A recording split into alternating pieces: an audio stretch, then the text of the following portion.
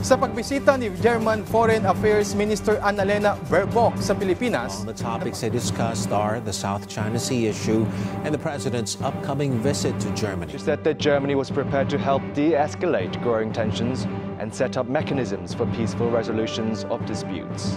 Everyone, and a warm welcome to the official delegation and the press delegation from the Federal Republic.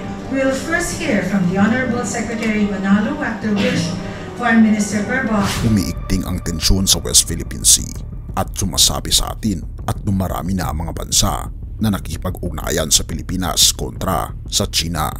At isang malaking balita mga kaibigan dahil ang Europa ay kaanib na rin ng Pilipinas. Atin itong pag-usapan mga kaibigan.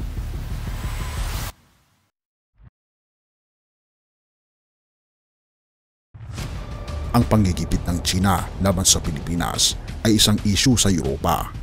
Ayon kay Germany Foreign Minister na si Annalena Baerbock, ang mga mapanganib na hakbang ng China laban sa mga sasakyang pandagat ng Pilipinas sa South China Sea ay nagdudulot ng pangamba sa Europa.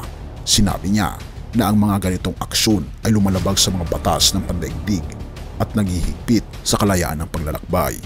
May mga matindi at mabagsik na hangin na dumaraan sa South China Sea. At ito ay nangyayari sa gitna ng isa sa mga pinaka-dynamic na rehiyon sa ekonomiya sa buong mundo, dagdag pa niya.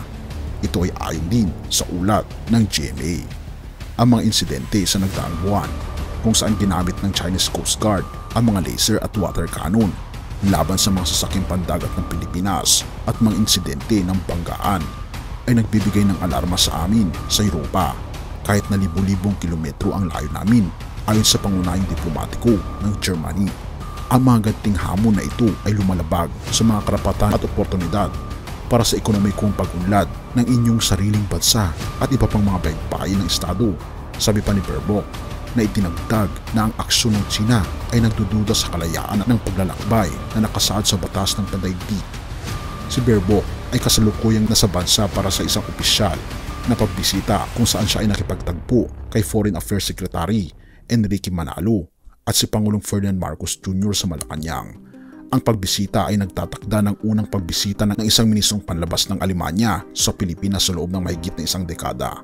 Ang mga pangunahing usapan ay nagpalibot sa mga pampolitika at pang-ekonomiyang ugnayan na may fokus sa mga inisyatibong pangkapayapaan ng Alemanya at pagkikipagtulungan sa kaunlaran sa Pilipinas at ang pagtupad ng dalawang bansa sa patakaran ng pandaigdigang kaayusan sa gitna ng lumalaking tensyon sa South China Sea upang ipakita ang kanyang matinding pagkadismaya sa sunod-sunod na panganib na hakbang ng China laban sa mga sasakyang pandagat ng Pilipinas.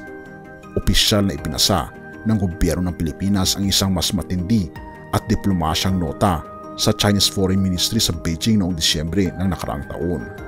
Ang demarche ay ginawa dahil sa sunod-sunod na pag-atake ng water cannon laban sa mga sasakyang panggobyerno ng Pilipinas, habang isa ay binangga ng mas malaking barkong Chinese Coast Guard sa dalawang magkahiwalay na insidente sa Scarborough Shoal at Second Thomas Shoal noong Disyembre.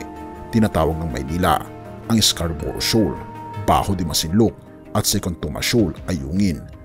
Sa diplomasya, ang demarche ay ginagawa upang tutulan ang mga aksyon ng isang dayuhang pamahalaan o hilingin ang suporta sa patakaran.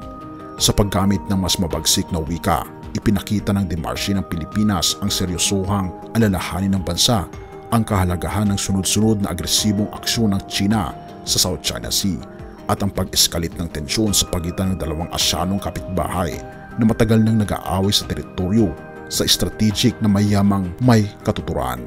Sa press briefing, nagpapasalamat si Manalo kay Baerbock sa matibay na suporta ng Germany para sa batas ng pandaigdig kabilang ang 1982 United Nations Convention of the Law of the Sea o UNCLOS at ang final at legal na 2016 Arbitral Award at sa pagiging mahalagang kaakibat ng Pilipinas.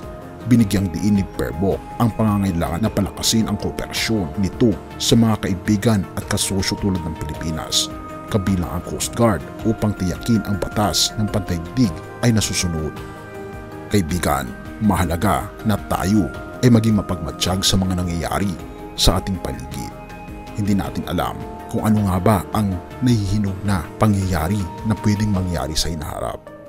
wala tayo ibang gagawin kundi ipanalangin na nawa ay maging maayos ang lahat at tayo ay maligtas sa kapahamakan.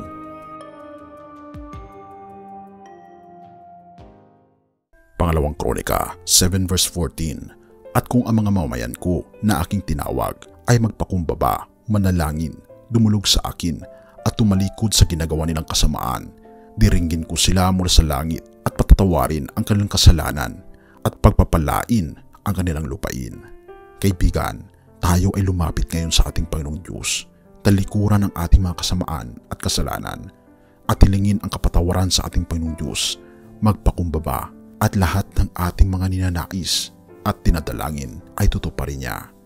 Lalong higit kung ito ay may kinalaman sa proteksyon at pagkakaroon ng peace of mind.